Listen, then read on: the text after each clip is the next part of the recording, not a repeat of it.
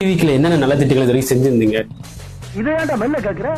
நல்ல சத்தமா கேட்க வேண்டியதானே? டிவிக்குல என்னென்ன நல்ல திட்டங்கள் இது வரைக்கும் செஞ்சிருந்தீங்க? டிவிக்கேல நலத்திட்டங்கள் அப்படிங்கிறது நான் கேட்டுக்க இதுக்கு முன்னாடி ஒரு வீடியோ போஸ்ட் பண்ணியிருக்கேன். ஆமா.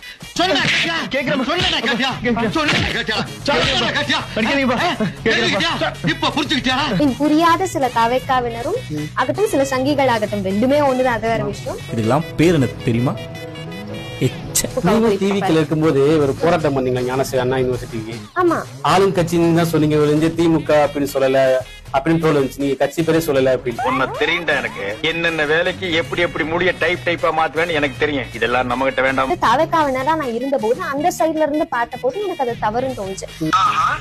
இப்ப ரீசெண்டா அரக்கோணத்துல ஒரு பெண்ணுக்கு ஒரு நடந்துச்சுல, அதுக்கு அந்த பெண் வந்து வீடியோ வெளியிட்டு கம்ப்ளைண்ட் கொடுத்து எதுவுமே நடக்கலையா? அதுவும் இந்த திமுக ஆட்சி தான். அப்ப இதுக்கு என்ன பதில் இருக்கு? இது கான்ட்ரோவர்ஷியல் கண்டென்ட். இது நான் பதில் சொன்னா நான் மாட்டிப்பேன். ஒருத்தருக்க வேகத்தை பார்த்தோம்னா அவன் அருமை வறுமைக்கு ஆபத்து வந்துரும் போல் இருக்கடா. உங்க விஜய் காலத்துக்கு வந்துட்டா.